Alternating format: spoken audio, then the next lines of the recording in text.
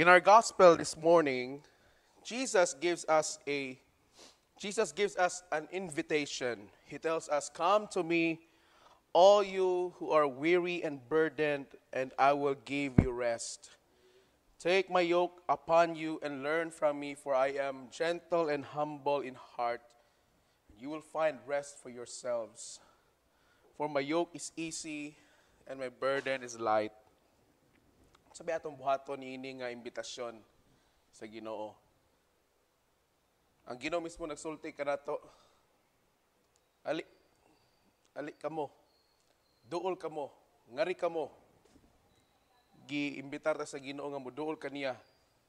Og iyang gi-emphasize kung kinsa ang iyang gipaduol. Okay? Insya, duol kamo or ngari kamo, kamong tanan nga gikapuyan o gibugatan. Of course, kinahanglan nga atong dawaton ang imbitasyon ni Kristo sa atong kinabuhi. Kay kung dili nato dawaton kini nga imbitasyon, okay? Padayon ta nga mabugatan ug maulipon niini nga kalibutan. Mauna mga igsuon nga adunay daghan nga mga tawo nga muabot sila sa punto sa ilang kinabuhi nga gikapoy na sila. Gikapoy kung tungod kay gikapoy na kung unsa ka daotan ang kalibutan, gikapoy na tungod sa grabe nga inhustisya sa kalibutan. Apan mga igsuon, gi-imbitar kita ni Jesus sa pagduol kaniya. Ang dako nga pangutana, muduol ba ta niya? Okay? Ang dako nga pangutana, giimbitar na ta, apan willing ba pud ta muduol? O nagmagahi lang gyapon ta? Okay? Kitang tanan ni abot ta sa punto, all of us have reached a point wherein we got tired of our life. Niabot ta sa punto nga gikapoy ta sa atong kinabuhi. Okay? Niabot sa punto nga wat na ta kasabot kung unsa na ni atong kinabuhi. Mao na nga kasagara sa ato no, mo resort na lang sa pagpakamatay, sa pagkuha sa ilang kinabuhi kay mao na sayod sa angay buhaton. Apan dili ato kalimtan nga si Kristo mismo nag-offer kanato og kapahulayan.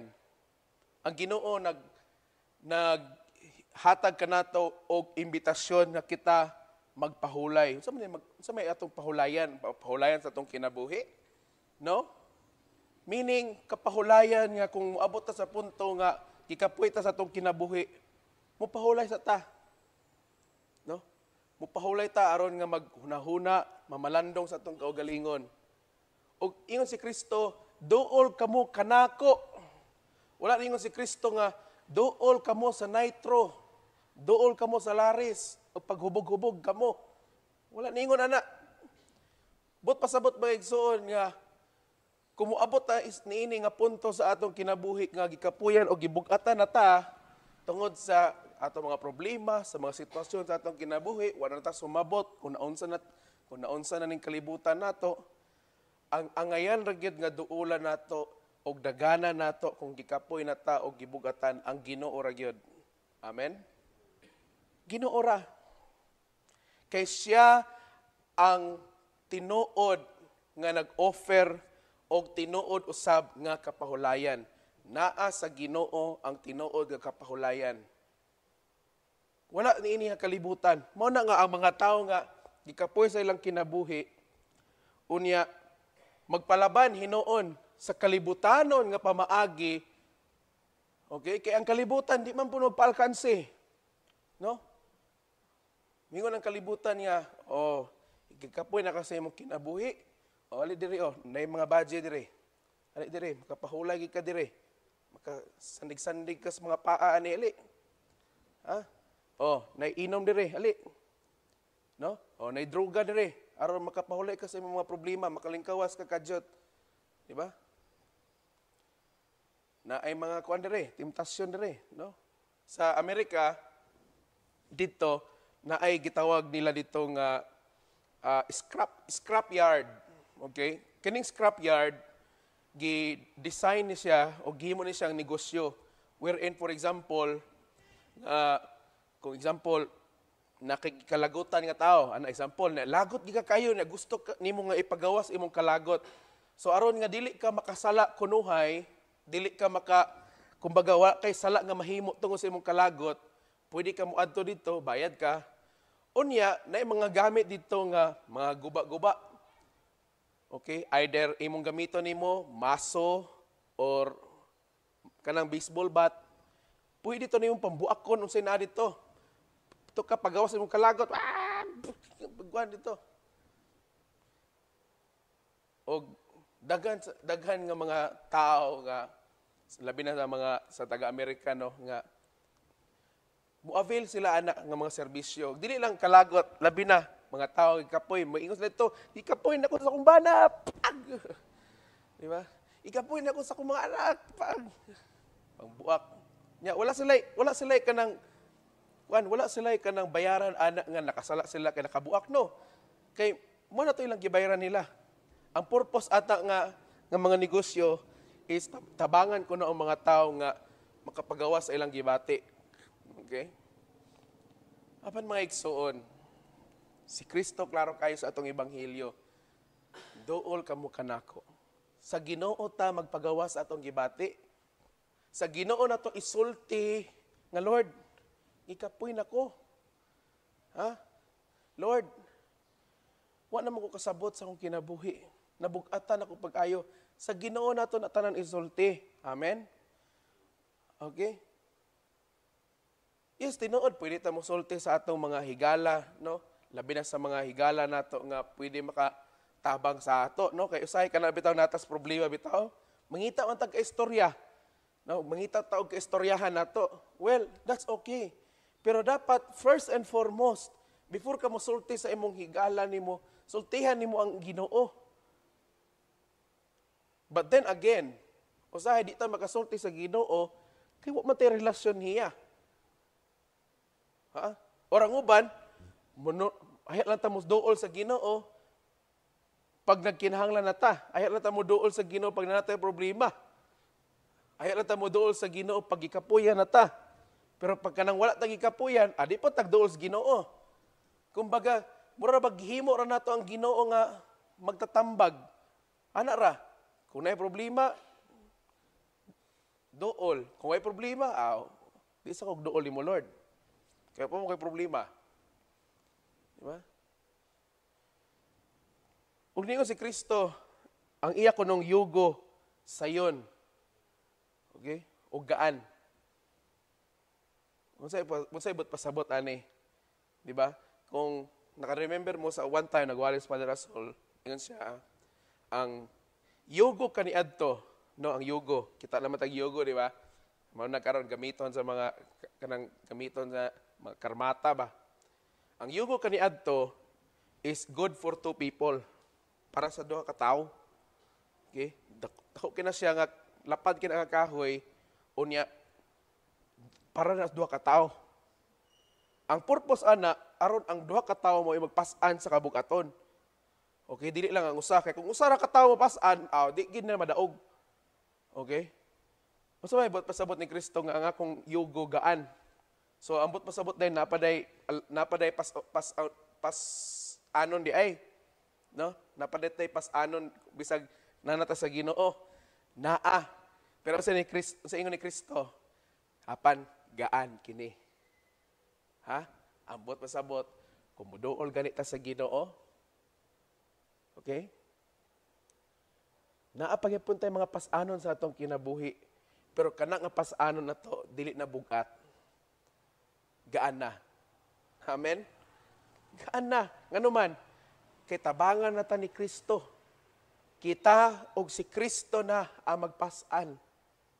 O ni anak kanindot pagyod ang kabugaton sa yugo, no? Ang kabugaton sa yugo naa tanan kang Kristo. Ha? Siya ang nagdala sa kabukaton. Kita, gaan ra kaayo. Kung muduol ta ni Kristo, mo na pasabot. Mao na nga bisag muduol ta sa Ginoo, naagya po yung mga problema. Nagya po yung mga alantuson nga angay na tong agian. Apan, gaan og sayon ra. Di ba kabantay mo? Di ba? Kabantay mo kanang kung naanad gani mo nga kanang magpaduol mo sa Ginoo, labi na panahon sa mga problema o pagsulay, naagya po ng problema. Pero matingala ba ka ba nga, naay problema, pero nganong kalmado man ang akong kasing-kasing. Naay problema, pero nganong gaan ramang kayo nga problema. Ngano man, kay ang most of the load ni anak nga problema, naatanan sa Ginoo. Kung imong ihatag sa iya, ha?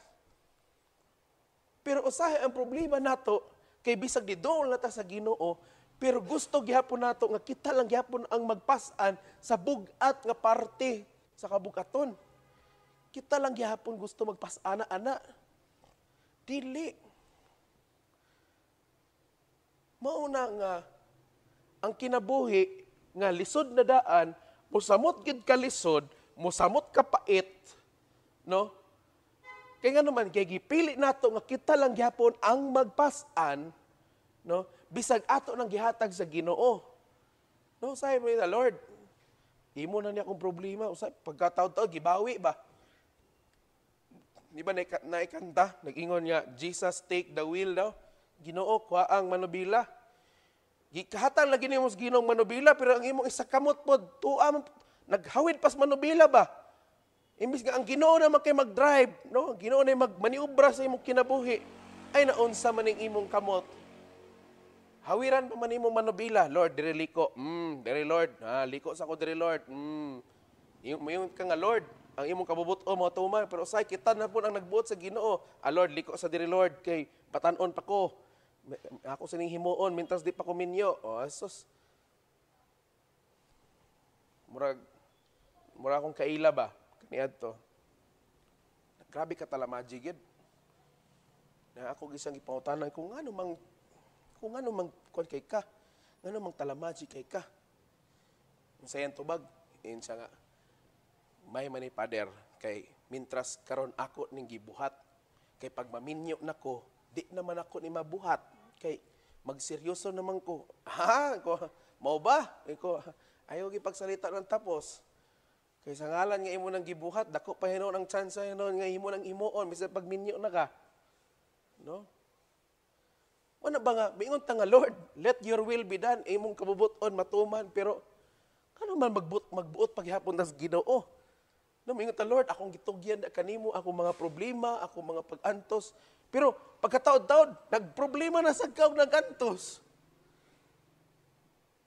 Imo na makang gihatag. Di ba? Mga igsoon, lisod sa tao ang pag-surrender. No? Kay gitudluan ta nga di kita mo surrender. No? Pero sayop atong pagsabot sa surrender nga dili ta angay mo surrender. Okay?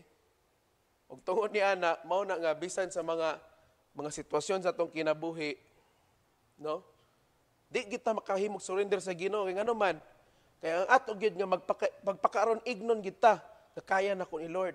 Kaya na ko ni Lord. Di lagi Lord, kaya lagi na ko ni. Ayos akong tabangi Lord. Tagain lang kog mga 5 ka bulan Lord. Kaya lagi na ko ni. Ignan mitang di lagi nimo kaya. Mga igsoon, bisan pagkaya nimo o dili, pero ihatag gihapon sa Ginoo. Amen. Bisan pag makita nimo nga sayon ra man ni, pero ihatag gihapon sa Ginoo. Ngano man, kay mao nay gusto sa Ginoo. No? Mga young people, no? Ihatag inyong mga kabukaton sa Ginoo. Ihatag inyong mga kabalaka, mga pag-antos sa Ginoo. Bisan pag miingon ka nga sisyo, romani, lisod-lisod diha. Ihatag yapon sa Ginoo. No? Ang imong pag-eskwela, ang imong pagtrabaho, ihatag yapon sa Ginoo. Ayaw pagpakaron ignon nga kaya nimo. Ha? Bisan pa og tinuod gid nga kaya nimo, ayaw gihapon pagpakaron ignon. Ang gusto sa Ginoo nga bisan og kaya nato, pero gusto gihapon sa Ginoo nga magsalig og magsalig gihapon ta niya. Mao na gusto sa Ginoo. Dili gusto sa Ginoo nga mahimutang independente ng mga Kristohanon. Dili. Gusto sa Ginoo nga mahimutang dependent sa iyaha, sama sa usa ka bata nga kanunay dependent sa iyang ginikanan. Okay? Tanawa sa tudlo sa kalibutan, di ba? Pag ang usa ka anak, bisag dako nag edad, magsalig lang gyapon sa ginikanan, di ba laing ipaminahon? Kay mo man atong kultura, mo man gitudlo sa ato. Nga labi naminyo na. Una magsalig lang gyapon sa ginikanan, lain na kay paminahon. Pero sa espirituhanon, no, sa espiritual, labi na sa atong pagkakristohanon, dili na siya mo apply nga balaod. Mabata ka, mabatanon, mahamtong, matigulang, unsa pa na imong edad, asa kagikan, unsa pa imong kaagis kinabuhi, kinahanglan kitang tanan magsalig gihapon sa Ginoo. Dili ta angay mubuhag sa Ginoo. Sabtan? Dili ta angay mubuhag sa Ginoo. Mauna nga si Kristo kinahanglan tugutan nato nga motabang sa atong kinabuhi. Tugutan nato ang Ginoo nga mopasan sa atong mga kabug-aton. Di ba natay kanta? Malipayon ang Kristohanon, bisan daghan alantoson. Malipayon gihapon ta, taliwala sa mga alantoson. Ngano man, kay ato mang gitugutan si Kristo nga motabang nato. Okay? Ayaw pagpakahiro. Mao gihapon sa ato ang adlaw-adlaw nga pagkinabuhi. Ayaw pagpakahiro, bisag kaya na nimo pero pangayo gihapon og tabang sa uban. Katanawan ng mga tao nga di kabalo mo mangayog tabang. Pag panahon sa problema, kadi man kabalo pangay tabang, luom-luom mo na lang ang problema. Diba? Mga ginikanan, bantayigin na ninyo mga anak. Na ay mga problema ana nila nga dili nila kaya isulti sa inyo. Kaya ang ilang hunahuna ana, di ko gusto madisturbo si mama, di ko gusto mahimong kabug-aton nilang papa. Kung dili mo kabantay ana, pag buto anas problema na sila'y nag-antos. Ang ending, madamay ra gihapon mo. Musalo ra gihapon ang ginikanan. Diba? Okay? Ngano man, kay wala gitugutan ang ginikanan nga motabang sila mga anak. Ug ang mga anak, no, dili gusto magpatabang. Mao na mga igsoon. Unsay pinaka-ugat nga mensahe niining tanan aron mahimo nato ni pagpaubos. Humility ang gikinahanglan. Kung garbuso gani kag kasing-kasing, mauna nga di gi ka gusto tabangan. Na? Kanang tao nga garbuso, dili na gusto magpatabang. No? Kanang tao nga di gusto magpa-amgo sa iyang mga sayop, dili magpasulti nga nasayop siya. Okay? Sa kaingon ko pagkagahapon, nahulog na sa litag sa kaaway, pinaagi sa garbo. Diba? Kaya magpakahiro man gyud. Unya, labi na kitang mga lalaki, ato ging angkunon, naagi mga panahon sa atong kinabuhi nga labi nag mga problema, di kita gusto matabangan. Kaya nga atong una-una, laki ko, di ko bayot, ana ba? No? Kaya na ko ni. Kaya mauna ang mindset nga nakaprogram sa ato, pero sa tinuod lang, no?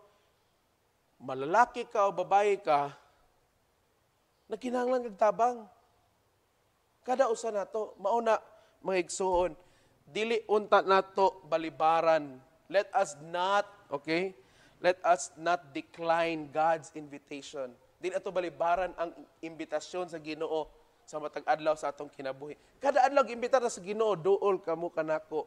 Duol, duol, duol. Wala ningon ang Ginoo nga adto dito, adto sa imong best friend, adto dito sa imong parente, adto dito ni kuan. Kung dili ang ingon sa Ginoo, duol kanako. Ug ang pagduol nato sa Ginoo pinaagi sa iyang simbahan. No?